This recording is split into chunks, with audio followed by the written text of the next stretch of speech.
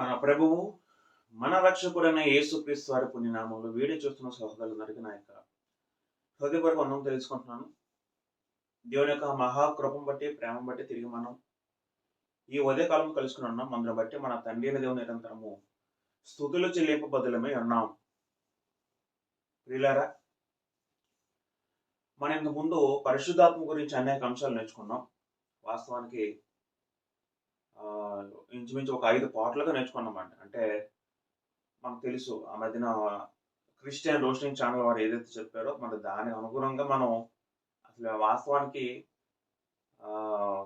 పరమగీత గ్రంథం మనం ధ్యానించుకోవాలి. ఎందుకంటే మా పరమగీత గ్రంథం ధ్యానించుకుంటున్నాం. అందులో భాగంగా తర్వాత ఏమైందంటే మరి ఆ వీడియోకి కౌంటర్గా చేద్దామని తర్వాత పరిశుధాత్మ సిరీస్ స్టార్ట్ చేయడం జరిగిందండి. వాస్తవానికి అది అనుకుని చేయడం కాదు, కానీ మరి ఆయన ఏదైతే వీడియో చెప్పాడో దాని చాలా మటు తప్పులు ఉన్నాయి కాబట్టి, అంతేకాకుండా పరిశుధాత్మ గురించి సరైన అవగాహన అనేది చాలా మందికి లేదు.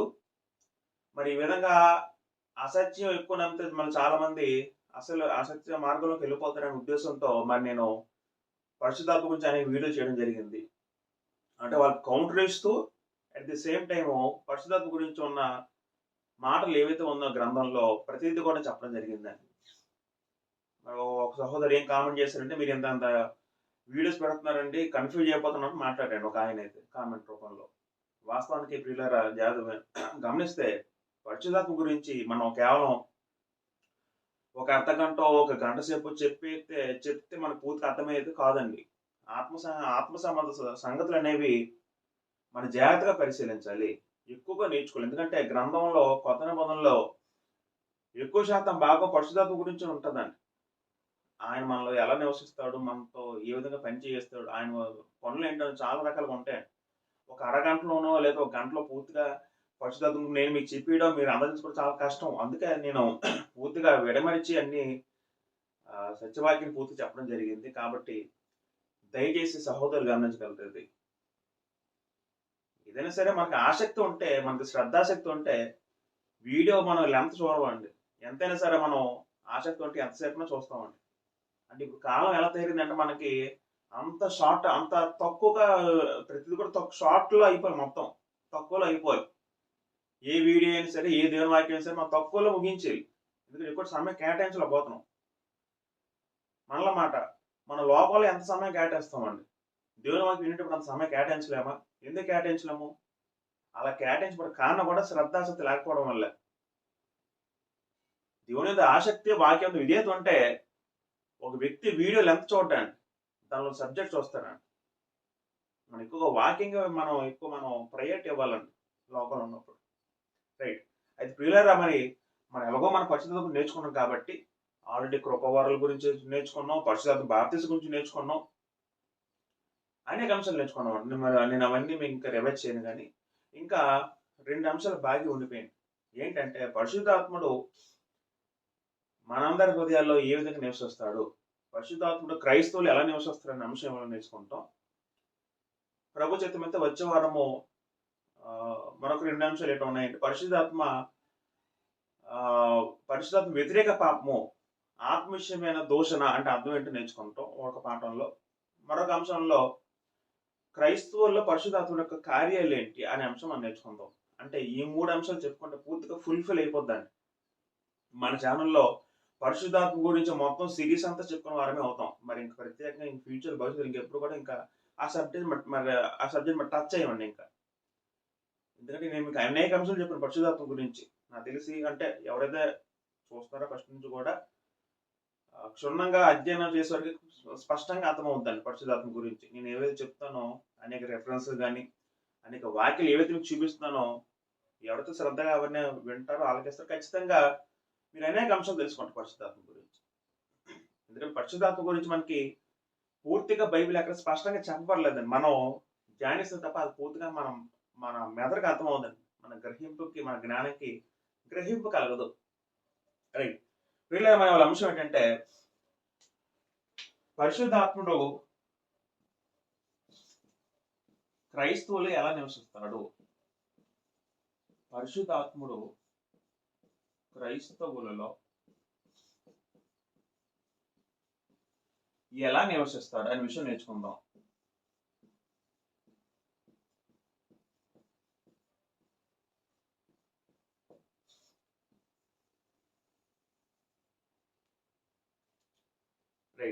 ప్రియులారా, ఆల్రెడీ మనం ఇంతకుముందు ఎపిసోడ్లో కొన్ని వచనాలు చూసాం. క్రైస్తవులు కూడా పరిశుద్ధాత్మను ఉంటున్న విషయం నేర్చుకున్నాం. మనం ఇవాళ కూడా కొన్ని అంశాలు మన ముందు, కొన్ని రెఫరెన్స్ మనం చదువుకుని తర్వాత మన పాఠంలోకి వెళ్దాం. ప్రియులారా, ఒకసారి మనము యోహాను సువార్త 14వ అధ్యాయము, 16, 17 చదువుకుంటాం ఒకసారి. ఇంతకుముందు మనం ధ్యానించిన మాటలు మరొకసారి మనం జ్ఞాపకం చేసుకుందాం. 14వ అధ్యాయము 16, 17.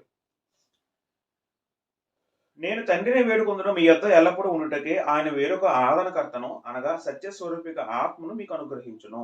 యేసుక్రీస్తు తన చివరి కాలంలో తన శిష్యులకు ఎస్పెషల్లీ ఈ మాటలు అనేవి ఇంతకుముందు మనం చెప్పుకున్నాం కాబట్టి, యేసుక్రీస్తు తన అపోస్తలులతో తన శిష్యులు చెప్పబోతున్న మాటలు. ఇక్కడ ఏమన్నారంటే యేసుక్రీస్తు వారు, నేను తండ్రిని వేడుకుంటాను మీ యొద్ద ఎల్లప్పుడూ ఉండుటకై, మీ యొద్ద పర్మనెంట్గా ఉండడానికి ఆయన వేరొక ఆదరణకర్త, వేరొక అంటే పదం అర్థం చేసుకుంటే అది పరిశుద్ధాత్మ కూడా వేరొక వ్యక్తి. ఇప్పుడు నేటి కాలంలో చాలా మంది అనుకుంటున్నట్టు యేసుక్రీస్తు వారే పరిశుద్ధాత్మగా వచ్చాడు అనుకుంటున్నారు కదా, అది వాక్య విరుద్ధమైన బోధ. యేసుక్రీస్తు వారు పరిశుద్ధాత్ముడు కాదు, పరిశుద్ధాత్ముడు యేసుక్రీస్తు వారు కాదు. ఇద్దరు కూడా వేరు వేరు వ్యక్తులను అర్థం చేసుకోవాలి. వేరొక ఆదరణకర్తను అనగా సత్య స్వరూపి యొక్క ఆత్మను మీకు అనుగ్రహించును. నేను నిలిపిన తర్వాత పరిశుద్ధాత్ముడు వస్తాడు, దేవుడు వాటిని మీకు అనుగ్రహిస్తాడని అన్నాడు యేసుక్రీస్తు వారు అపోస్తలులకి చెప్పడం జరిగింది. అందులో భాగంగా అపోస్తల కార్యం 2వ అధ్యాయంలో మనం చదువుకుంటే, పెంతెకొస్తు నాడు పరిశుద్ధాత్ముడు రాక మనం చూసాం ఆల్రెడీ. పరిశుద్ధాత్మ రాకతో యెరూషలేములో మొట్టమొదటిగా సంఘం స్థాపించబడింది. పరిశుద్ధాత్మ వచ్చినప్పుడు, ఆయన బలంతో ప్రభావంతో వచ్చినప్పుడు, మరి ఆ పరిశుద్ధాత్మను పొందుకున్న అపోస్తలులు దాన్నే పరిశుద్ధాత్మ బాప్తిస్మం అన్నారు. వాళ్ళ మట్టుకు అన్య భాష మాట్లాడటం మనం చూడగలము, ప్రవచించడం మనం చదువుకోగలము. మనకి మన సందర్భం తెలిసి మనకు అనవసరం లేదు. కాబట్టి అపోస్తలులను మాత్రమే కాకుండా అపోస్తల కార్యం 2వ అధ్యాయం 30 చదువుకుంటే, మరి పేతురుగా తన మొట్టమొదటి ప్రసంగం చేసినప్పుడు పరిశుద్ధాత్మ ద్వారా చెప్పాల్సిన మాట మనం ఆల్రెడీ ధ్యానించాం. మనం ఒకసారి ఆలోచిద్దాం. అపోస్తల కార్యం 2వ అధ్యాయము 38 చదువుకుంటున్నారు. ఇక్కడ కూడా పేతురు, మీరు మారు మనసు పొంది పాప క్షమాపణ నిమిత్తం ప్రతివాడు యేసుక్రీస్తు నామమున బాప్తిస్మం పొందిరి, అప్పుడు మీరు పరిశుద్ధాత్మను వరము పొందుదురు అనే మాటలు ఎవరు చెప్పారు? ఆనాడు యెరూషలేములో ఈ పెంతెకొస్తు పండుగ నాడు జరిగించడానికి కూడి వచ్చిన యూదులు ఉద్దేశించి పేతురుగా చెప్తూ, మీరు రక్షణ పొందాలంటే మొదటగా బాప్తిస్మం పొందండి, మారు మనసు పొంది క్షమాపణ బాప్తిస్మం పొందండి, పొందిన తర్వాత మీరు పరిశుద్ధాత్మను మన వరము పొందుతారు చెప్పడం జరిగింది. మీకు ఇంతకుముందు కూడా చెప్పాను, పరిశుద్ధాత్మ వరం అనేది వేరు, పరిశుద్ధాత్మ ద్వారా అనుగ్రహించబడిన కృపావరాలు వేరు. ఆ కృపావరాల్ని ఈ పరిశుద్ధాత్మ మనం ముడిపెట్టుకోకూడదు. కాబట్టి దాన్ని మీకు పూర్తిగా వివరించండి, కాబట్టి ఇంకా పూర్తిగా చెప్పను. కాబట్టి మనకి ఏమవుతుంది లేదా, పరిశుద్ధాత్ముడు దేవుడు తనకు విధేయులైన అందరికీ కూడా పరిశుద్ధాత్మను అనుగ్రహిస్తారనే విషయం మనకు అర్థం అవ్వాలి. పేతురు కూడా అదే చెప్పారు, ఎవరైతే బాప్తిస్మం పొందుతారో పాప క్షమాపణ నిమిత్తం వెంటనే వారిలోకి పరిశుద్ధాత్మ ప్రవేశిస్తారని మనకు వాక్యము స్పష్టంగా సెలవిస్తుంది. ఇంకా అనేక విషయాలు ఉన్నాయి, మనం అన్ని ఒకసారి రిఫరెన్స్ తిరిగేసి మనం ముందుకు వెళ్ళిపోదాం. అపోస్తల కార్యంలో 5వ అధ్యాయము 32 చదువుకుంటున్నారు. ఇక్కడ కూడా మేమును అంటే అపోస్తలులు పేతురు తమతో పాటు చెప్తున్న మాటలు, మేమంటే అపోస్తలు అర్థం చేసుకోండి. మేమును దేవుడు తనకు విధేయులైన వారికి అనుగ్రహించిన పరిశుద్ధాత్మయు, దేవుడికి తండ్రి అయిన దేవుడికి ఎవరైతే విధేయులు అవుతారో, ఎవరైతే ఆయన విశ్వాసం చూపిస్తారో వారికి అందరికీ అనుగ్రహించిన పరిశుద్ధాత్మయు, వారికి అందరికీ కూడా దేవుడు పరిశుద్ధం అనుగ్రహిస్తాడు. వాక్యం మనకి స్పష్టంగా చెప్తుంటున్నారా, పరిశుద్ధాత్మను అందరికి అనుగ్రహించబడ్డాడు, అందరికి అనుగ్రహిస్తాడు. ఎప్పుడైతే బాప్తిస్మం పొందుతావో వెంటనే పరిశుద్ధం మనలోకి వస్తున్నాడు. ఆ విషయము గ్రంథం స్పష్టంగా చెప్తుంది. కానీ నేను అబద్ధ బోధకులు ఏం చేస్తున్నారో, ఎక్కువ శాతం లోకంలో ఈ కొన్ని మత శాఖల డెనామినేషన్లో పరిశుద్ధాత్ముడు రా, పరిశుద్ధాత్మ ఆమె దిగు అని వాళ్ళకు ప్రార్థనలో చెప్పుకుంటున్నారండి. అది ఎంత దౌర్భాగ్యకరం అంటే, అసలు ఆల్రెడీ పరిశుద్ధాత్మ వాళ్ళలో ఉన్నారు, ఆ విషయాలు గ్రహింపు లేదు. ఇంకా పరిశుద్ధాత్మ దిగురా, మామే దిగురా అని అటువంటి ప్రార్థన చేయడం, అటువంటి ఆరాధన చేయడం మనం చూస్తూ ఉంటాం సమాజంలో. వాస్తవానికి అటువంటి వ్యక్తులు తయారవడం కారణం వారిని బోధించేవారండి. ఎవరైతే ఉపదేశంలో ఉంటారో వాళ్ళకి వాక్యం రాదు, వాక్యం తెలుసుకున్నారో, వాక్యము సత్యవాక్యం తెలియదు, వాళ్ళకి నేర్చుకోవడం కారణంగా వాళ్ళు ఏం చేస్తారు, వాళ్ళు భ్రష్టత్వం గురి కావడం కాకుండా వాళ్ళతో నడిపించబడితే విశ్వాసం కూడా వాళ్ళు భ్రష్టత్వం నడిపిస్తున్నారండి. వాడిని అబద్ధపోతల గ్రంథం చెప్తుందని. వాళ్ళు వాక్యం నేర్చుకోరు, వాక్యం అర్థం ఉంది కూడా, వాళ్ళ బ్రతుకులో అర్థం ఉంది వాక్యం.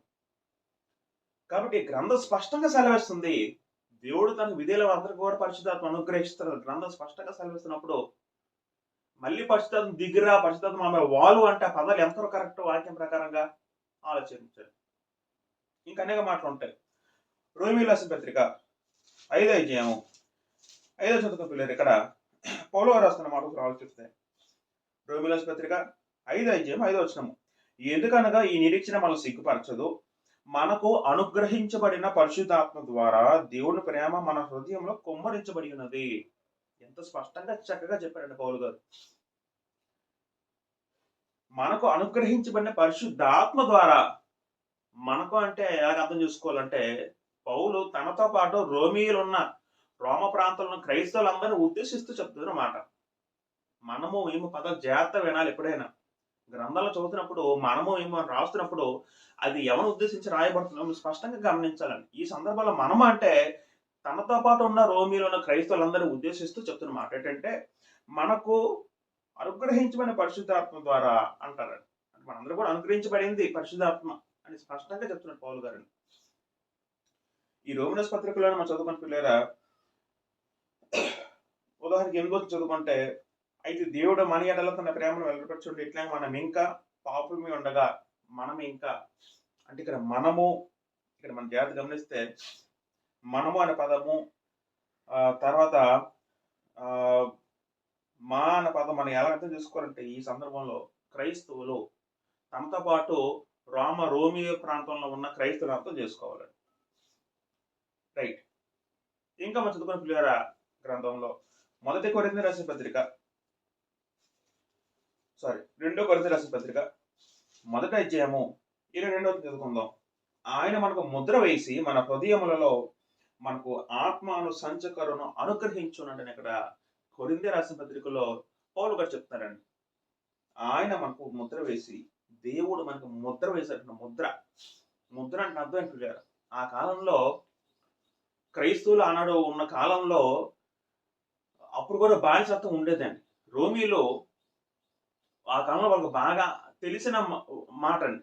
అంటే కొంతమంది బానిసలుగా ఉన్న వ్యక్తులకి ఏం చేస్తారంటే ముద్ర వేస్తారండి. వాళ్ళకి ముద్ర దేనికి గుర్తు అంటే, వీడు నావాడు, నాకు చెందినవాడు, నాకు దాసుడు అని వాళ్ళకి తెలియడానికి ముద్ర వేయడం జరుగుతుందండి. సాధారణంగా ఈ ముద్ర మన అందరికి తెలిసిన మాటే. ఇప్పుడు బ్యాంకులో, పోస్ట్ ఆఫీసులో, ఇవి నేను పోస్ట్ ఆఫీస్లో వర్క్ చేస్తూ ఉంటానండి. పోస్ట్ ఆఫీస్లో మాకు ముద్ర ఉంటుందండి, స్టాంప్ ఉంటుందండి. స్టాంప్ అర్థం ఏంటండి? స్టాంప్ నేను వేస్తే స్టాంప్ అనేది మా పోస్ట్ ఆఫీస్కి చెందింది, మాకు చెందింది అని అక్కడ గుర్తండి, సింబల్ అండి అది అక్కడ. ఆ కాలంలో కూడా బానిసలకి యూదులు నెక్స్ట్ బానిసల అనుజనులకు కూడా ముద్ర వేసేవారండి. అంటే వీడికి దాసుడు, నా దాసుడు చెప్పి పిలిపించుకోవడానికి. అదే విధంగా దేవుడు కూడా మనకు ముద్ర వేస్తాడండి. ఏంటా ముద్ర అంటే, ఇప్పుడు ఎప్పుడైతే మనం క్రైస్తవులు అవుతామో దేవుడు తన స్టాంప్ వేస్తే మన మీద. ఆ స్టాంప్ ఏంటంటే పరిశుద్ధాత్ముడట. ఆ స్టాంప్ వేస్తే వీడు నావాడు అని చెప్పడానికి దేవుడు, ఈ వ్యక్తి నా వ్యక్తి, నా కుమారుడు, నా కుమార్తెని దేవుడు మనం పిలవడానికి మనకు స్టాంప్ వేస్తారండి. ఆ స్టాంప్ని అలంకార రూపంలో దేవుడు మనకి ముద్ర వేసినట్టు పదం ఆడబడిందండి. పరిశుద్ధాత్మ మనలో ఉన్నాడంటే ముద్ర వేశాడు. ఇప్పుడు ఒక ముద్ర వేస్తే, స్టాంప్ వేస్తే మనకు దాని మీద ఆ స్టాంప్ కనబడుతుంది కదా, కనబడితే ముద్ర కదా.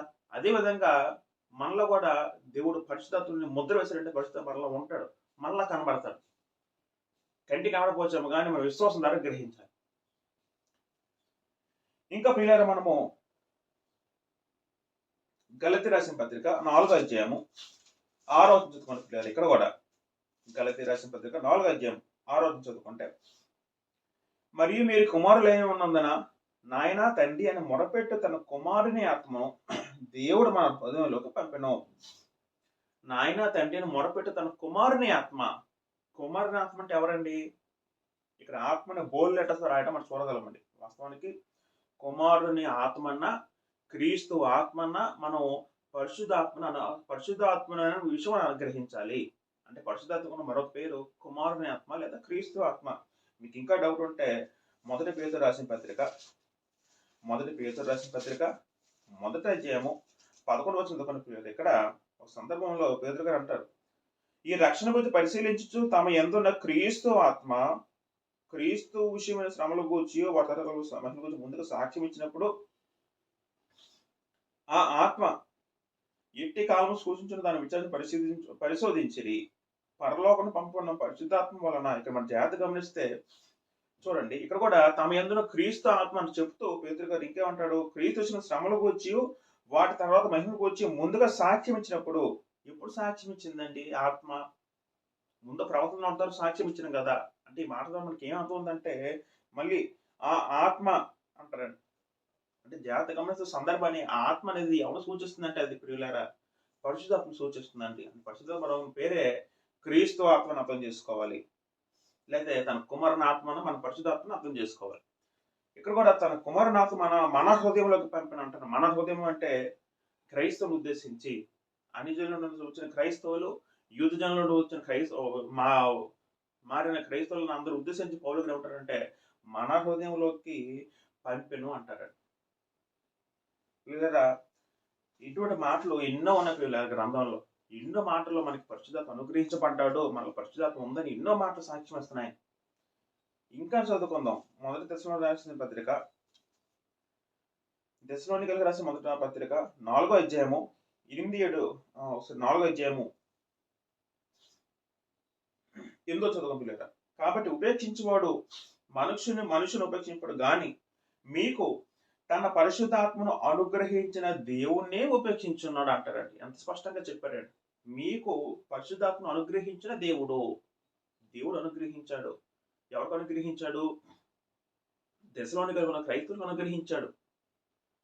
ప్రతి పత్రికలు కూడా మీకు మనకు అనుగ్రహించిన పదం మన జాగ్రత్త అర్థం చేయగలుగుతున్నారా? ఈ ప్రతి సందర్భం బట్టి కూడా క్రైస్తవులందరికీ కూడా దేవుడు పరిశుద్ధాత్మను అనుగ్రహించాడు అనే విషయం మనకు అర్థం అవ్వాలి స్పష్టంగా. మనలో ఆల్రెడీ మనలో వచ్చాడు, మనలో ఉంటాడు విషయం మనకు స్పష్టంగా అర్థం అవ్వాలండి. రైట్.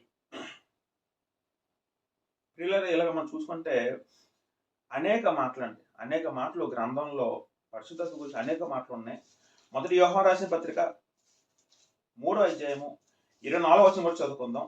మొదటి యోహాను రాసిన పత్రిక 3వ అధ్యాయము 24వ వచనం చదువుకుని పిల్లలు ఇక్కడ చివరికి వద్దాం. కిందకు వచ్చేసరికి ఆయన ఆజ్ఞలు గైకొని వాడు ఆయన యందు నిలిచుండును, ఆయన వాణి యందు నిలిచుండును, ఆయన మణి యందు నిలిచున్నాడని ఆయన మనకు అనుగ్రహించిన ఆత్మ మూలంగా తెలుసుకొనిచున్నాము.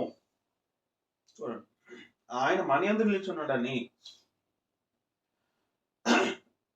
అంటే దేవుడు మన యందు ఉన్నాడంటే అర్థం ఏంటంటే పరిశుద్ధాత్మను మనలో ఉంటే దేవుడు మనలో ఉన్నట్టేనట. పరిశుద్ధాత్మను మనలో ఉంటే యేసుక్రీస్తు మనలో ఉన్నవాడు అన్నట్టండి. అంటే పరిశుద్ధాత్మ ఒక వ్యక్తిలో ఉంటే ఆ వ్యక్తిలో దేవుడు ఉన్నట్టు, యేసుక్రీస్తు వారు ఉన్నట్టు విషయం మనం అర్థం చేసుకోవాలి. అది విశ్వాసం ద్వారా గ్రహించాలని. ఇదే మాటని మరొక రకంగా ఎలా చెప్తారంటే పౌలు గారు మొదటి కొరింథీ రాసిన పత్రిక 6వ అధ్యాయము 19-20 చదువుకుంటే పిల్లరా, మీ దేహము దేవుని వల్ల మీకు అనుగ్రహించబడి మీలో ఉన్న పరిశుద్ధ ఆత్మకు ఆలయం ఉన్నదని మీరు ఎరుగురా. ఎంత స్పష్టంగా చెప్పారండి. మీ దేహము దేవుని వల్ల అనుగ్రహించబడి, మన దేహము దేవుని వల్ల అనుగ్రహించబడి, అంతేకాకుండా మన దేహంలో పరిశుద్ధాత్మకు ఆలయమే ఉన్నదట. ఎస్పెషల్లీ మీలో అంటే అర్థం అంటే క్రైస్తవులు, క్రైస్తవులు ఉద్దేశిస్తూ మీలో ఉన్న పరిశుద్ధాత్మక ఆలయం ఉంది, మీ శరీరము. అంటే క్రైస్తవుల తర్వాత మన శరీరంలో పరిశుద్ధాత్ముడు ఉన్నాడు విషయం స్పష్టంగా అర్థం అవ్వాలి. అలా ఉన్నప్పుడు మనం పరిశుద్ధాత్మని ఆలయం అంటే అర్థం, పరిశుద్ధాత్మ మనలో ఉంటున్న విషయం మనకు అర్థం అవ్వాలండి. రైట్. ఈ విధంగా క్రీడలు మనకి గ్రంథంలో అనేక మాటలు ఈ విధంగా చెప్తున్నాయంటే పరిశుద్ధాత్ముడు మనలో ఉన్నాడు, పరిశుద్ధాత్ముడు మనలో నివసిస్తున్నాడని గ్రంథము స్పష్టంగా చెప్తుంది. ఎఫెసీ రాసిన పత్రిక 2వ అధ్యాయము 22వ వచనం చదువుకున్న పిల్లలు ఇక్కడ కూడా ఆయనలో మీరు కూడా ఆత్మ మూలముగా దేవునికి నివాసస్థలమే ఉంటూ కట్టబడుతున్నారు. మీరు కూడా ఆత్మ మూలంగా అంటే పరిశుద్ధాత్మ వ్యక్తిలో ఉంటే ఆ వ్యక్తి దేవునికి నివాసస్థలం అన్నమాట. పరిశుద్ధాత్మ మనలో నివసిస్తే మనలో దేవుడు ఉంటాడనట. చూడండి, పరిశుద్ధాత్మ వ్యక్తులు నివసించడాన్ని బట్టి ఎన్ని రకాల మాటలు చెప్పబడ్డాయి అంటే వాళ్ళు దేవుని ఆలయంలో ఉంటారని చెప్పబడింది, దేవుడు ఉంటారని చెప్పబడింది, యేసుక్రీస్తు వారు ఉంటారని చెప్పబడింది. అవన్నీ కూడా పరిశుద్ధాత్మ ఉండడం వల్ల జరుగుతున్న విషయం మనం అర్థం చేసుకోవాలి.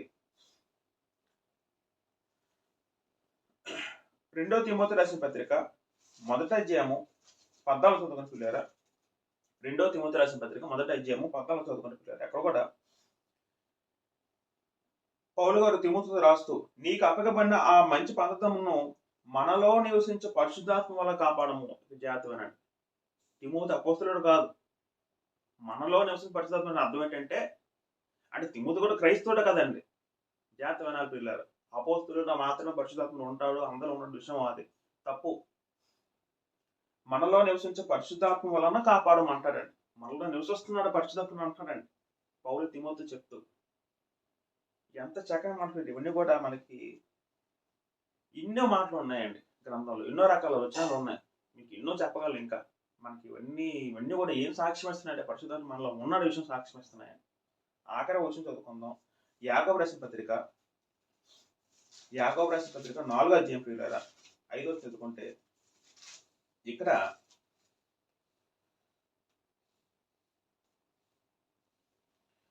ఆయన మన యందు నివసింపజేసిన ఆత్మ మత్సరపడినంతగా అపేక్షించిన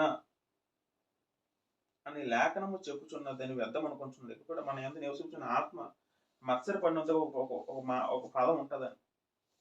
వాస్తవానికి ఇక్కడ అది మనం భౌతికాత్మను అర్థం చేసుకోవచ్చు, లేకపోతే పరిశుద్ధాత్మ అనే విషయం కూడా అర్థం చేసుకోవచ్చు అండి. రెండు ఉద్దేశించాక చెప్పబడుతున్నమాట. అంటే మనకి ఏమవుతుంది పిల్లారా, ఒక క్రైస్తవుడిలో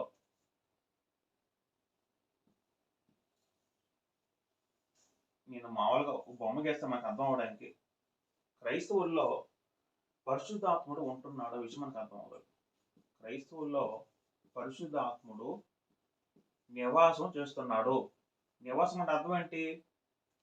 క్రైస్తవుల్లో ఉంటున్నాడు, క్రైస్తవులు నివసిస్తున్నాడు పరిశుద్ధాత్ముడు. ఎక్కడ నివసిస్తున్నాడు అంటే, ఒక మనిషి ఇది మనిషి శరీరం అనుకుంటే మనిషి హృదయంలో. హృదయం అంటే ఎక్కడ ఉంటుందండి అంటే, హృదయం అంటే ఇక్కడ ఇది గుండె కాదు, కానీ హృదయం అంటే ఆత్మలో భాగం. అంటే మనిషిలో ఆత్మ ఉంటుంది కదండి, పిల్లల జాతం అండి. శరీరము అని తెలుసు, ఈ శరీరము మనలో ఆత్మ ఉంటుంది. ఆత్మ అంటే అంతర్భాగము, శరీరం అంటే బాహ్య భాగము. మళ్ళీ ఆత్మలో హృదయము, మనస్సు, మనస్సాక్షి ఉంటుంది. మనకు తెలిసిన మాటలే. ఆత్మలో ఏముంటుంది కదా, హృదయం ఉంటుంది, మనస్సు ఉంటుంది, మనస్సాక్షి. మరి హృదయం అంటే మనకు తెలిసి, మరి ఇంకా దాని గురించి చెప్తున్నాం. హృదయం అంటే హృదయం గ్రహిస్తుంది, హృదయం ఆలోచిస్తుంది, హృదయంలో భావోద్వేగాలు ఉంటాయి, హృదయంలో స్టోరేజ్ ఉంటుంది. ఇవన్నీ కూడా హృదయం సంబంధించిందండి. ఇప్పుడు పరిశుద్ధాత్ముడు మనలో ఎక్కడ నివసిస్తాడంటే మన ఆత్మలో మన హృదయం అనే భాగంలో నివసిస్తాడు. క్రైస్తవుల్లో పరిశుద్ధాత్ముడు మన ఆత్మలో మన హృదయంలో నివసిస్తాడు. ఎందుకంటే మనం అనేక మాటలు చదువుకున్నాం, దేవుడు పరిశుద్ధాత్ముడిని మన హృదయంలోకి పంపిన అంటాడు. ఎప్పుడు పంపుతాడు దేవుడు అంటే, ఒక వ్యక్తి ఎప్పుడైతే క్రైస్తవుడు అవుతాడో అప్పుడు మాత్రమే పరిశుద్ధాత్ముడు మన హృదయంలోకి నివసిస్తాడు. ఎప్పుడు క్రైస్తవుడు అవుతాడు? ఆ వ్యక్తి వాక్యం వినాలి, విని తర్వాత విశ్వసించాలి, దాంట్లో బాప్తిసం పొందాలి. బాప్తిసం పొందిన తర్వాత అప్పుడు పరిశుద్ధాత్ముడు మన హృదయంలో నివసిస్తాడనే వాక్యం గ్రంథం స్పష్టంగా తెలుపుతుంది. ప్రియులారా, ఒకసారి మనము ఇప్పుడు మనకు డౌట్ రావచ్చండి, పరిశుద్ధాత్ముడు మనలో నివసిస్తాడనే విషయం మనం నేర్చుకున్నాం, నిజమే, బాగానే ఉంది. అయితే పరిశుద్ధాత్ముడు మనలో ఎలా ఉంటాడు అనే వాక్యంతో, ఇప్పుడు మన వాక్యం చదువుతాం, వాక్యం మన హృదయంలో ఉంటుంది. మన రోజు బైబిల్ చదువుతాం, బైబిల్ అనేది గ్రంథం మన హృదయంలో వాక్యం ఉంటుంది, మా దేవుడు మాటలు ఉంటాయి. ఇప్పుడు పరిశుద్ధాత్ముడు వాక్యంతో మనలో నివసిస్తాడా, వాక్యం మూలంగా మనలో నివసిస్తాడా, లేకపోతే వాక్యంతో పాటు ఒక వ్యక్తిగా నివసిస్తాడా, లేదా వాక్యమే వ్యక్తిగా కాకుండా వాక్యమే మనలో నివసిస్తాడా అనే విషయం ఆలోచిద్దాం. జాగ్రత్తగా పరిశుద్ధాత్ముడు మనలో ఎలా నివసిస్తాడో, పరిశుద్ధాత్మ మీరు నివసిస్తారని గ్రంథం స్పష్టంగా సెలవిస్తుంది. మనకు విషయం అర్థం అవ్వాలి. ఎప్పుడు వస్తారంటే పరిశుద్ధాత్ముడు వెంటనే బాప్తిసం పొందిన వెంటనే మార్మల్స్ పొంది పాప క్షమాపణ నిమిత్తం మనం తెలుసుకుని బాప్తిసం పొంది వెంటనే పరిశుద్ధాత్మ మనకు అనుగ్రహించబడుతున్న గ్రంథం స్పష్టంగా సెలవిస్తుంది. అక్కడ మన డౌట్ లేదు. అయితే ఈ పరిశుద్ధం మనలో ఎలా నివసిస్తారు మనం ఆలోచించగలుగుతారా? మనం మొదటగా ఒక వ్యక్తి రక్షణలోకి రాకముందు ఆ వ్యక్తి ముందు ఏం చేస్తాడు పిల్లరా? ఒక వ్యక్తి వినుట వల్ల విశ్వాసం కలుగును. ఒక జాతీయనండి ఒక వ్యక్తి ఉన్నాడు, ఆ వ్యక్తి రక్షణ లేదు. ఇప్పుడు ఆ వ్యక్తి రక్షించబడాలని మొదట ఏం చేయాలంటే ముందు వాక్యం వినాలి. వాక్యం వినిన తర్వాత ఏమవుతుంది పిల్లరా? ఆ వాక్యం అంటే దేవుని వాక్యం. అంటే మనందరం కూడా ఇప్పుడు ఎలా రక్షించబడ్డాం? మొదట మనం ఏం చేసాం? దేవుని వాక్యం విన్నామండి, అంతే కదండి. ఫస్ట్ స్టెప్ ఏంటంటే పిల్లరా? వాక్యం వినడము. ఎందుకంటే అలా వినటం వల్ల విశ్వాసం కలుగుతుందండి. ఇప్పుడు దేవుని ఏందో క్రీస్తు ఏందో మన విశ్వాసం కలగాలి. మనం ఏం చేయాలంటే ముందు వాక్యం వినాలండి. మళ్ళీ ఆ వాక్యంలో ఏముంటాయి? క్రీస్తు గురించి మాటలు ఉంటాయి. వినుట వల్ల విశ్వాసం కలుగును. దేవుని వాక్యం వినడం వల్ల మనకి ఏముంది? విశ్వాసం కలుగుతుంది. అంటే మన ముందు జాగ్రత్త గమనిస్తే మొదటగా ఎలా నివసిస్తారో ఆలోచిద్దాం. పరిశుద్ధాత్ముడు ఫస్ట్ మొదటగా హృదయం ఉంది. హృదయం అంటే ఇది ఒక మనిషి హృదయం అనుకోండి. మనిషి హృదయంలో ఒక వ్యక్తి ముందు రక్షించబడలేదు. ఈ వ్యక్తి ముందు రక్షించబడాలంటే మొదటగా వాక్యం వచ్చి ఫస్ట్ హృదయాన్ని తాకాలంట. అంటే మన అందరి ఆత్మలో హృదయం ఉంటది. హృదయం అంటే గ్రహించేది, ఆలోచించేది. మీకు అవన్నీ చెప్పాను కదా. మొదటగా వ్యక్తి రక్షించబడాలంటే మొదటగా ఏం చేయాలంటే వాక్యం వినాలండి. అప్పుడు ఒక వ్యక్తిలోకి దేవుని వాక్యం వచ్చిన తర్వాత అప్పుడు ఇక్కడ క్రియ జరుగుతుందండి. హృదయంలో క్రియ జరుగుతుంది. ఏంటి క్రియ?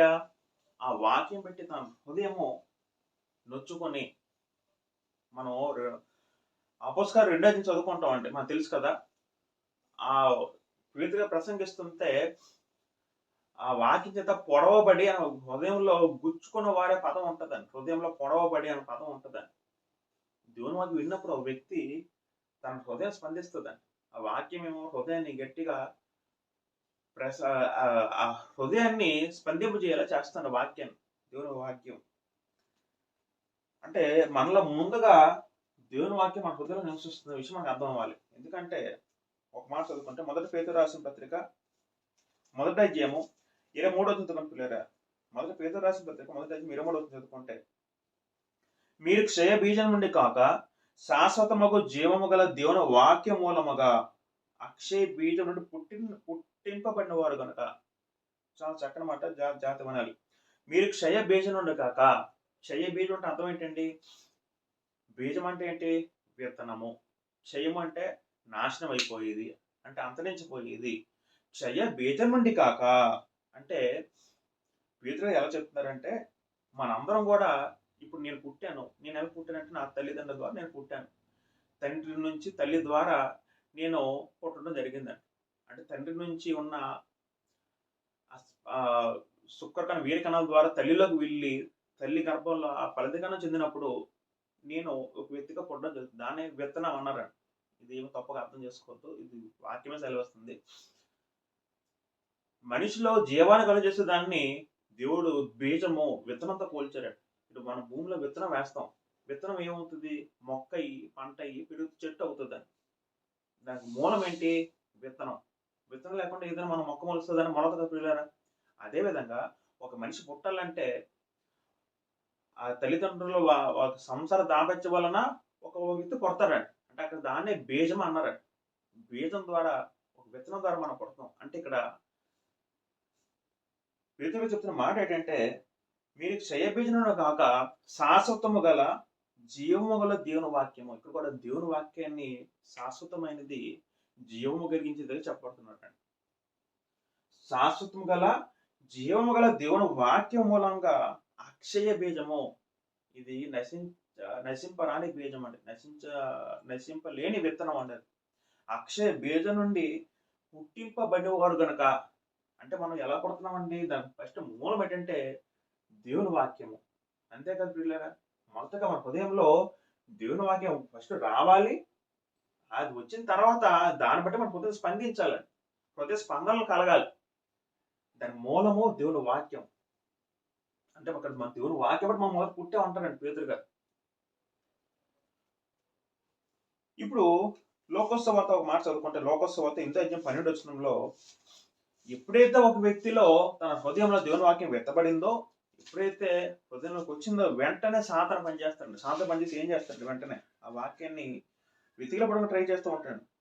చదువుకుంటే లోకోత్సవాత 8:12 త్రోవ పక్కన వారు వినువారు కానీ నమ్మి రక్షణ పొందుకుంటున్నట్లు జాగ్రత్త వినాలి. మొదటగా వాక్యం ఫస్ట్ హృదయంలోకి వచ్చినప్పుడు అప్పుడు నమ్మాలంట. మనం చేయవలసింది ఏంటంటే ముందు నమ్మడం. వాక్యం ఫస్ట్ వినాలి, నమ్మాలి. నమ్మిన తర్వాత రక్షణ వస్తుందండి. నమ్మక ముందు రక్షణ రాదు. రైట్. రక్షణ పొందుకున్నట్లు అపవాది వచ్చి వాడి హృదయంలో నుండి వాక్యం ఎత్తుకుని పోవడం. అపవాది ఆ డ్యూటీ ఏంటంటే, సాతాను డ్యూటీ ఏంటంటే, వాడు మన హృదయంలో వచ్చి వెంటనే ఈ వాక్యం ఎప్పుడైతే మన బీజం పడిందో వెంటనే తీసుకెళ్ళిపోతారండి. దాన్ని మరి మా హృదయంలో ఉంచినప్పుడు, ఎందుకంటే హృదయంలో దేవుని వాక్యం అంటే మళ్ళీ మనం దేవుని విధేయులు అవుతాం. వాడు భయపడి వాడు పని ఏంటి? దేవుడి నుంచి మనం దూరం చేయడం వాడి పని కంటే సాతాను పని కాదండి. దేవుడి నుంచి శాస్త్రం దూరం చేయడం సాతాను పని అండి. వాడు అలాగే నిత్యానికి వెళ్ళిపోయాడు, సిద్ధపడిపోయాడు. వాడితో పాటు మన లాక్కెళ్ళిపోవడం వాడి డ్యూటీ. దేవుని వాక్యాన్ని మన హృదయంలో తీసుకెళ్ళిపోవడానికి ప్రయత్నిస్తూ ఉంటాడు. అంటే మన జాతి గమనిస్తే నేను చెప్తున్నా, నా సందర్భం, నా మాట ఏంటంటే, మొదటగా ఒక హృదయంలో గ్రంథము, దేవుని వాక్యము, పరిశుద్ధాత్ముడు రెండు వేరు వేరు చెప్తుందండి. రెండు ఒకటిలా చెప్పట్లేదు. ఎప్పుడైతే ఒక వ్యక్తి దేవుని వాక్యం బట్టి తన హృదయం విశ్వసించి నమ్ముతాడో, నమ్మి బాప్తిస్మం పొందుతాడో, తర్వాత అప్పుడు ఈ హృదయంలోకి ఆత్మ, పరిశుద్ధాత్మను ప్రవేశిస్తాడు.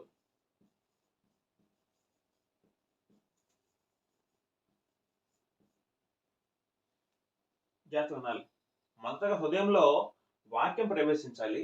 ప్రవేశించిన తర్వాత ఒక వ్యక్తి ఆ వాక్యంకి విధేయుడై బాప్తిస్మం పొందిన తర్వాత అప్పుడు ఏమవుతుందంటే, ఆ వాక్య ప్రవేశం ముందు అయిన తర్వాత పరిశుద్ధాత్మ ప్రవేశం చేస్తారు. అంటే చాలా మంది అనుకుంటే మాట ఏంటంటే, పరిశుద్ధాత్ముడు వాక్యం ద్వారా మనలో ఉంటాడు అని అర్థం చేసుకుంటారు, కానీ గ్రంథం అని చెప్పడం లేదండి.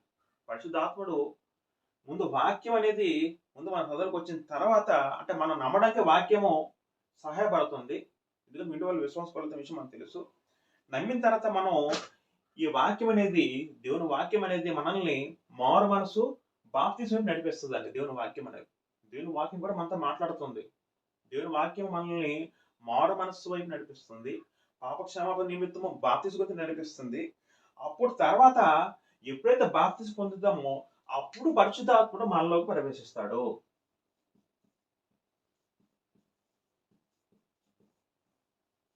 పరిశుద్ధాత్మ ముందు రాడండి. ఫస్ట్ దేవుని వాక్యం వస్తుంది. వాక్యం వచ్చిన తర్వాత పరిశుద్ధాత్ముడు వస్తుంది. అంటే జాగ్రత్త గమనిస్తే పరిశుద్ధాత్ముడు వేరు, దేవుని వాక్యం వేరే విషయం అర్థం చేసుకోవాలి.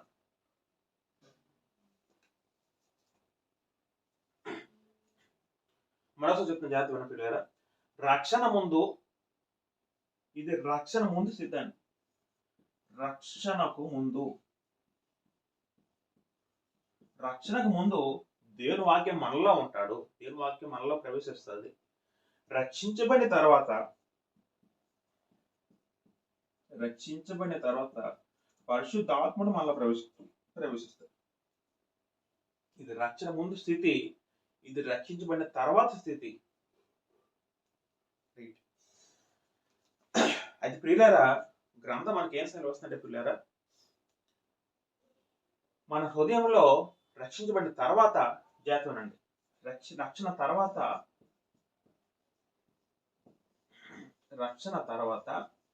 మన హృదయంలో వాక్యంతో పాటు పరిశుద్ధాత్ముడు నివసిస్తాడు. ఆ విషయం మనకు అర్థం అవ్వాలి. రక్షణ తర్వాత వాక్యంతో పాటు పరిశుద్ధాత్ముడు మనలో నివసిస్తాడు.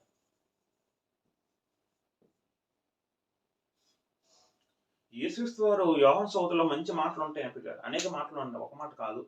నా యందు మీరును, మీ యందు నా మాటలు నిలిచుండి అనే పదం ఉంటుందండి. ఒకసారి జ్ఞాపకం చేసుకుందాం. యోహాను సువార్త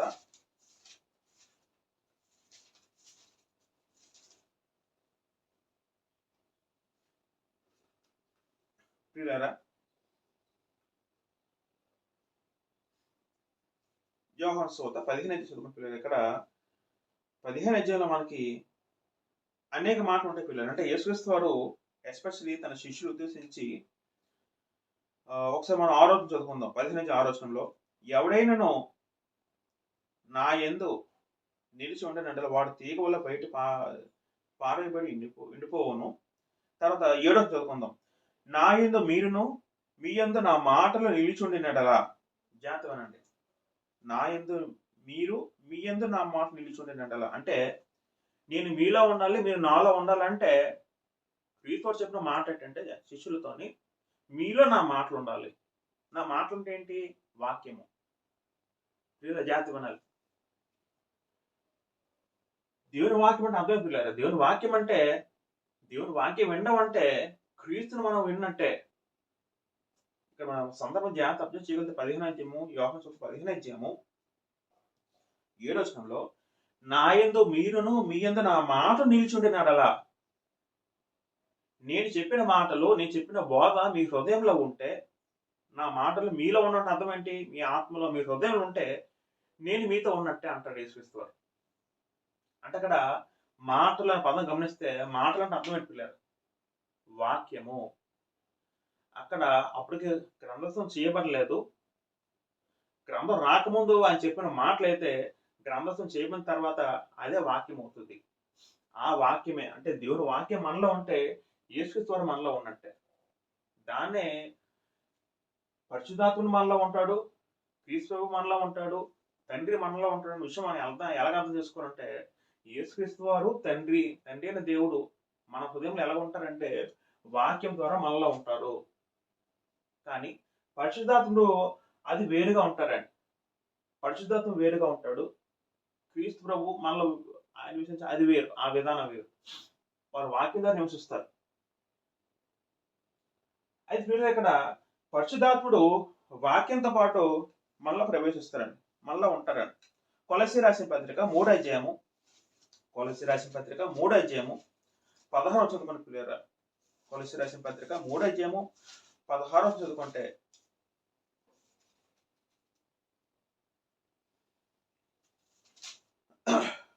సంగీతములతోనూ కీర్తనలతోనూ ఆత్మసమ్మత పద్యములతోనూ ఒకరినొకరు బోధించు బుద్ధి చెబుతూ కృపా సహితముగా మీ హృదయంలో దేవుని గురించి గానము చేయొచ్చు. సమస్త విధమైన జ్ఞానముతో మీ జ్ఞానముతో సమస్త విధమైన జ్ఞానముతో క్రీస్తు వాక్యం మీరు సమృద్ధిగా నివసింపనీయుడి. జాగ్రత్త.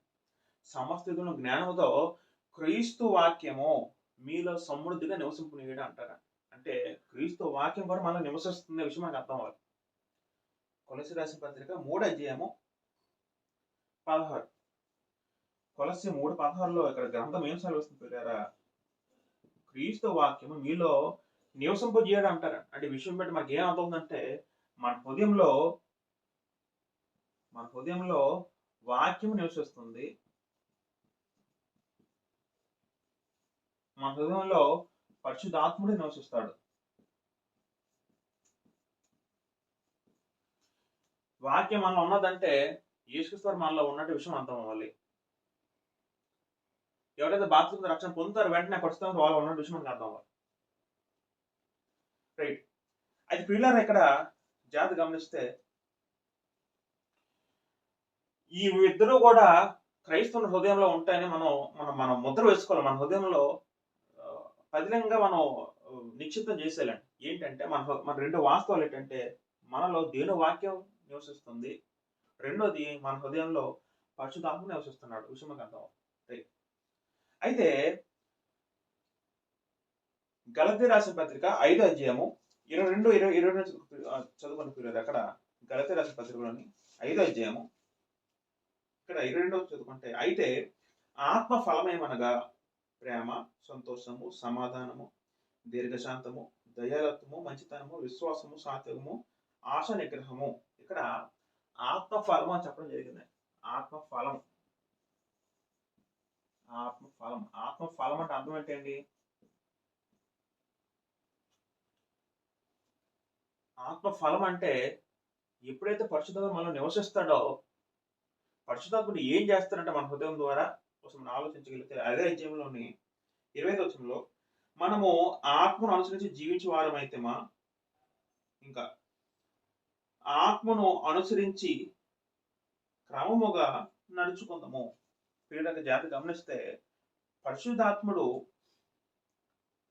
మనలో ఉండి ఏం చేస్తున్నట్టు ఇక్కడ అంటే ఆత్మ మనకు ఉపదేశిస్తుందంట.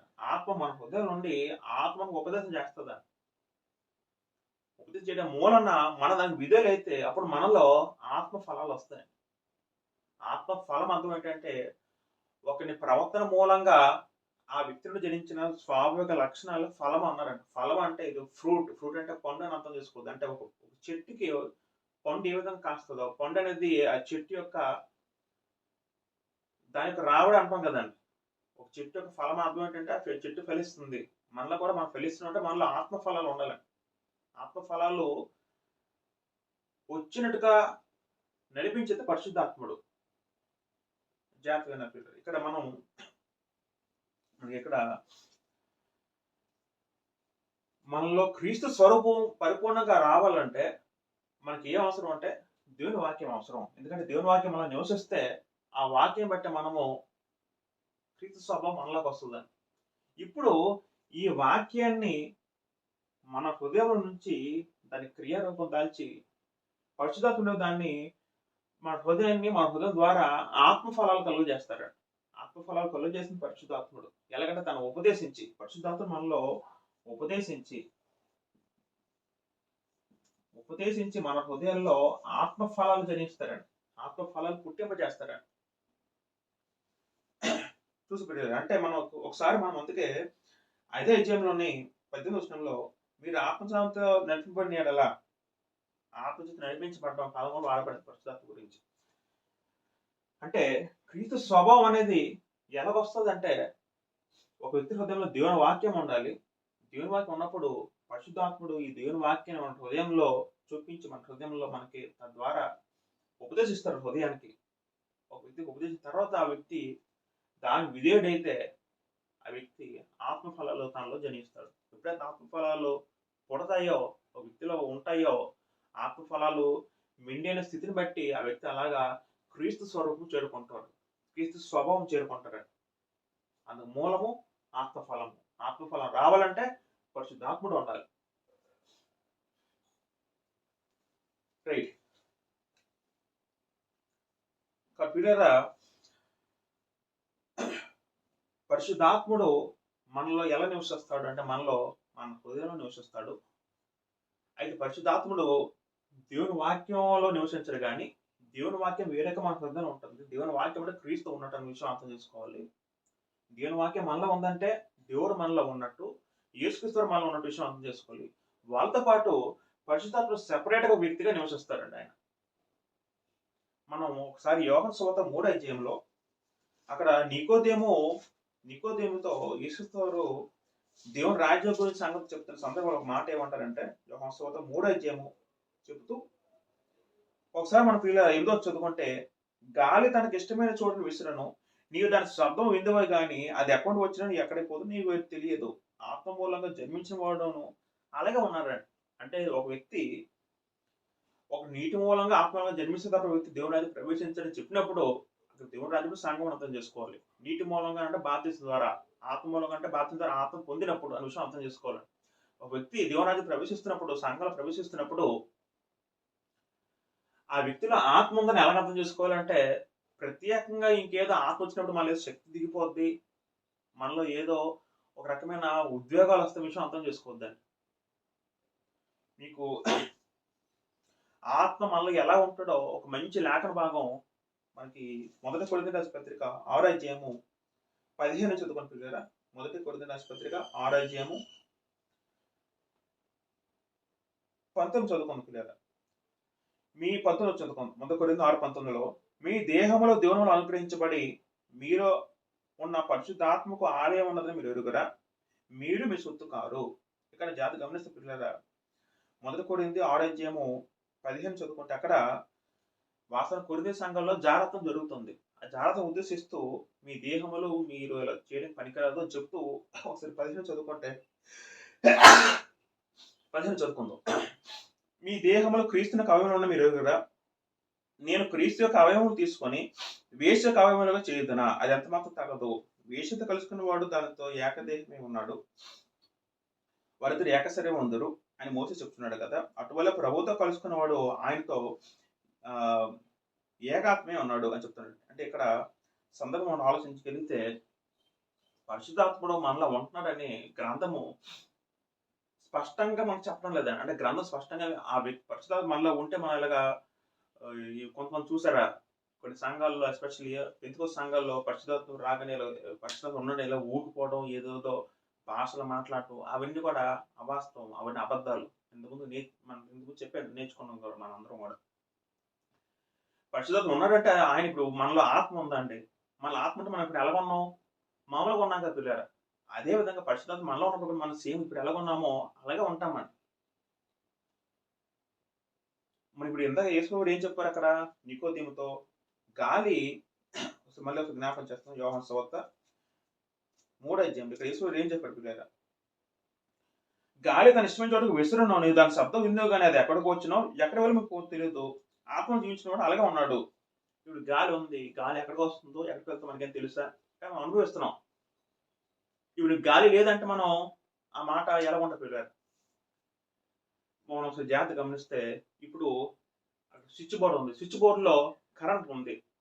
స్విచ్ బోర్డులో కరెంట్ ఉందా లేదా, నాకు కనబడలేదు కదా అని స్విచ్ బోర్డులో కరెంట్ లేదని చేయబడితే ఏమవుతుంది, షాక్ అవుతుంది. స్విచ్ బోర్డులో కరెంట్ ఉందని మీకు ఇంకా స్పష్టంగా చెప్తాను. స్విచ్ బోర్డులో కరెంట్ ఉందని మీరు ఎలాగ నమ్ముతున్నారో మనకి ఎలాగ అర్థమవుతుందో, అదే విధంగా మనలో పరిశుద్ధత ఉన్న విశ్వాసం ద్వారా గ్రహించాలండి. మనలో ఉంటే పరిశుద్ధత మనలో మనం రుజువు చూపడం, మనలో పరిశుద్ధత ఉంటాడని మనం ఆయన మనల్ని ఇలాగా ఎత్తి పడేయడం, లేకపోతే కొన్ని సంఘాలు చూపిస్తున్నట్టు మనకి ఏదో భాష మాట్లాడించడం, ఆ మాటతో పరిస్థితి మనలో ఉన్నాడేమో అని, అవన్నీ అబద్ధాలు, అవాస్తవాలండి. గ్రంథం స్పష్టంగా చెప్తుంది, గాలి ఏ విధంగా వెళ్తుందో దాని శబ్దం వింటే నువ్వు గ్రహించలేవు, కానీ అదే విధంగా మనం విశ్వాసం ద్వారా గ్రహించాలి. విశ్వాసం ద్వారా జరిగే ప్రక్రియ ప్రియులారా, మనం అంతా కూడా మన రక్షణతో కూడా ఆత్మ సంబంధమైంది. మనం ఇప్పుడు బాప్తిస్మం పొందుతాం, బాప్తిస్మం పొందిన ఏం జరుగుతుంది, మన పాపాలు క్షమించబడ్డాయి. అది విశ్వాసం అండి. ఎక్కడ క్షమించబడ్డాయండి, మనం చూసామా, ఎక్కడ కడగబడ్డాయండి, అసలు క్రీస్తు రక్తం ఎక్కడ ఉందో మనం అన్ని ఆలోచిస్తామండి అలాగా. అది విశ్వాసం ద్వారా విధేయులు అవడం అన్నారండి. అందుకే దేవుని పట్ల ఇది దేవుని వాక్యం విధేయులు అవడం అటువంటి విశ్వాసం ఉండాలండి. ఏదంటే మనకు విశ్వాసం లేకుండా బాప్తిస్మం తీసుకుని వ్యర్థం అండి, ఉపయోగం లేదు. విశ్వాసం అనేది ఎలా వస్తుంది మనకి, అది ఉన్నదని నమ్మాలండి. నిజమే, నేను బాప్తిస్మం తీసుకుంటే నా పాపాలు క్షమించివేయబడతాయి అన్న ఉద్దేశంతో బాప్తిస్మం తీసుకున్నప్పుడు ఆ పాపాలు క్షమించివేయబడతాయి. యేసు రక్తంలో, రక్తం కూడా కంటి కనబడేది కాదు, అది విశ్వాసం ద్వారా జరిగే ప్రక్రియ. అదేవిధంగా పరిశుద్ధత మనలో ఉంటున్నాడని విశ్వాసం ద్వారా గ్రహించాలి తప్ప, ఆయన మనలో ఉంటాడని ఆయన మన రుజువులు చూపడం, సూచకులంతా జరిగించడం. సూచకులు రుజువులు చూపిస్తేనే పరిశుద్ధత ఉన్నాడనే విషయం అది ఎవరైతే బోధిస్తే అది అబద్ధ బోధ. ప్రియులారా, మనకు విషయం ఏమైందంటే, భౌతిక జీవితం ఎలాగో పరిశుద్ధాత్మ కూడా మనలో విశ్వాసం ద్వారా మన హృదయంలో దేవుడు అనుగ్రహించాడు. మనందరం కూడా మనలో పరిశుద్ధ నివసించే విషయం మనం గ్రహించాలండి. ఇక్కడి నుంచైనా మీకు విశ్వాసం తలంపు లేకపోతే ఇక్కడి నుంచి మీరు గ్రహించండి, మనలో పరిశుద్ధం ఉన్న విషయం గ్రహించండి. కొంతమంది పరిశుద్ధాత్మ గురించి సరిగా అవగాహన లేక పరిశుద్ధాత్ముడు ఇంకా వస్తాడు రాబోదు అనుకుంటారండి. అది తప్పు, అది అబద్ధ మాటలు. కొంతమంది క్రైస్తులైన కూడా ఇంకా పరిశుద్ధాత్మ వస్తారన్న భ్రమలో ఉంటే అది తిరిగి బాప్తిస్మం పొందాలండి. తను చెప్పిన వాక్యం సరిగ్గా ఆ బోధ ఎవరైతే చెప్పారో సువార్థికుడు సరిగ్గా చెప్పలేదండి. కాబట్టి దయచేసి సువార్థికులు బోధకులు కూడా నాకు సజెషన్ ఏంటంటే, ఎవరికైనా బాప్తిస్మం ఇచ్చే ముందు మీరు పూర్తిగా విశ్లేషణ చెప్పండి పరిశుద్ధాత్మ గురించి. అంటే రక్షణ పొందే ముందు మనం ఒక వ్యక్తికి మారు మనస్సు, పాపక్షమాపణ కావాల్సిన బోధ ఎంత ఇంపార్టెంటో, అదే విధంగా పరిశుద్ధాత్మ గురించి బోధ కూడా చాలా ఇంపార్టెంట్ అండి. ఎందుకు ఇంపార్టెంట్ అంటే, మనకు ఎగ్జాంపుల్ చెప్పగలిగితే అపోస్తలుల 19వ అధ్యాయంలో కొంతమంది పౌలు దగ్గరికి వచ్చి, మీరు పరిశుద్ధాత్మ పొందారంటే మాకు పరిశుద్ధాత్మ ఎవరో తెలియదు అంటారండి. ఆల్రెడీ వాళ్ళు బాప్తిస్మం పొందారు యోహాను చేత, మాకు పరిశుద్ధాత్మ ఎవరో తెలియదు అన్నప్పుడు పౌలు గారు ఏం చేశారు, మళ్ళీ వెంటనే వాళ్ళతో తిరిగి బాప్తిస్మం ఇచ్చారండి, వాక్య ప్రకారం బాప్తిస్మం ఇచ్చారండి. ఒక వ్యక్తికి మనం సువార్త చెప్పినప్పుడు, రక్షణలో నడిపించినప్పుడు మనం పాపక్షమాపణ మారుమనసు మాత్రమే కాకుండా పరిశుద్ధత్వం గురించి కూడా చెప్పాలండి. ఏం చెప్పాలండి? మీరు బాప్తిసం పొందిన తర్వాత పరిశుద్ధాత్మ మీలో వస్తాడు, మీలో నివసిస్తాడు. కాబట్టి మీరు జాగ్రత్తగా ఉండాలి. మీరు ఆయనలో మీలో నిలుపుకోవాలి అని మనం జాగ్రత్త చెబుతూ ఉండాలి ప్రియులారా. మనం ఆయన గురించి బోధన చేయకుండా, ఆయన గురించి చెప్పకుండా ఉంటే అది వాక్యం ప్రకారం బాప్తిసం అవ్వదు. ఇప్పటికే చాలా సంఘాల్లో క్రీస్తు సంఘాలు కూడా చాలా మందికి ఏదో తూతు మంత్రంగా వెళ్ళిపోతున్నాను. చాలా మంది బాప్తిసం ఇచ్చేస్తున్నాడు. నేను కొన్ని సంఘాలు గమనిస్తున్నాను. చాలా సంఘాలు చూస్తానండి ఇక్కడ కూడా మన దగ్గరలో కూడా. ఒక వ్యక్తిని రక్షణలో తీసుకొచ్చినప్పుడు మనం పూర్తిగా చెప్పాలండి. ఏదో వాడు నమ్ము వాడికి ఏదో తనకేదో నమ్మిన వాడికి ఏదో అర్థమవుతుంది, ఏదో ఇచ్చేస్తున్నాం అది తప్పని. ఒక వ్యక్తి బాప్తిసం ఇచ్చామంటే 2 విషయాలు మీరు జ్ఞాపకం చేసుకోండి. ఎవరైనా సరే బాప్తిసం ఇచ్చే వ్యక్తికి రూల్స్ ఏంటంటే, ఆజ్ఞ ఏంటంటే మొదటగా ఆ వ్యక్తికి పాపం అంటే ఏంటో చెప్పాలి. పాప క్షమాపణ ఎలాగవుతుందో చెప్పాలి. మారు మనసు అంటే పూర్తిగా చెప్పాలండి. అది మొదటి స్టెప్ అండి. రెండోది ఏంటంటే పరిశుద్ధాత్మ గురించి పూర్తిగా చెప్పాలండి. అట్లీస్ట్ ఆడికి అవగాహన చెప్పాలండి. పూర్తి సబ్జెక్ట్ పూర్తిగా ఎవరు చెప్పలేం రక్షణలోకి రాకముందు. అట్లీస్ట్ పరిశుద్ధాత్మ మీలో వస్తాడో, మీలో ఉంటాడో విషయం చెప్పాలండి. ఈ 2 చెప్పిన తర్వాత మాత్రమే ఆ వ్యక్తికి బాప్తిసం ఇవ్వాలండి. బాప్తిసం ముందు 2 విషయాలు ఖచ్చితంగా చెప్పాలి. మారు మనసు లేకుండా బాప్తిసం పొందిన, పరిశుద్ధాత్మ గురించి పూర్తిగా తెలవకుండా, పూర్తి తెలియకుండా బాప్తిసం పొందిన ఆ బాప్తిసం చెల్లదు. మీరు ఇంకా భ్రమలో బాప్తిసం చెల్లి ఉన్న బాప్తిసం పొందిన భ్రమలో ఉన్న తిరిగి బాప్తిసం పొందాలి. అది వాక్యమైన బాప్తిసం కాదండి. వాక్యమైన బాప్తిసం చెప్తా వద్దంటే ఒక వ్యక్తి మారు మనసు పొందాలి. రెండోది పరిశుద్ధాత్మ గురించి ఎరగాలి. ఏ విధంగా ఎరగడం అంటే పరిశుద్ధాత్మ నాలో ఉంటాడు విషయం తను ఎరగాలి. అలా ఎరగకుండా అలా తెలియకుండా ఎవరైతే బాప్తిసం పొందుతారో ఆ బాప్తిసం చల్లబో. రైట్. ప్రియులారా, మళ్ళా పరిశుద్ధాత్ముడు దేవుని వాక్యంతో పాటు మనలో పరిశుద్ధాత్మ నివసిస్తాడు. అలా నివసించినప్పుడు మనం ఆయన్ని కాపాడుకోవాలి. పరిశుద్ధాత్మ మనం నిలుపుకోవాలండి. ఇప్పుడు మనలో పరిశుద్ధం ఉన్నాడంటే ఎలా ఉంటాడండి? మన పరిశుద్ధం ఉంటే ఆయన మనలో ఉంటాడు. మనం పాపం చేస్తూ ఆయన బాధపడితే మనల్ని నివసించాడు. ఆయన వెళ్ళిపోతాడు. ఆయన వెళ్ళిపోతే దేవుని ముద్ర మనతో ఉండదు. దేవుని ముద్ర లేకపోతే మనము సాధన ఎవరు అవుతాం. ప్రకటన అలా కూడా ఇది చెప్పబడింది. సాతాను ముద్ర 666 చెప్పబడిందని. అంటే అదేదో ముద్ర అంటే అలా భౌతిక ముద్ర కాదు కానీ లోపల 2 ముద్రలు ఉన్నాయి. నువ్వు క్రీస్తు చెందిన వాడైతే క్రీస్తు ముద్ర ఉండాలి. క్రీస్తు ముద్ర అంటే పరిశుద్ధాత్మ ఉండాలి. లేదు సాతాను చెందిన వాడితే సాతాను ముద్ర ఉంటుందా?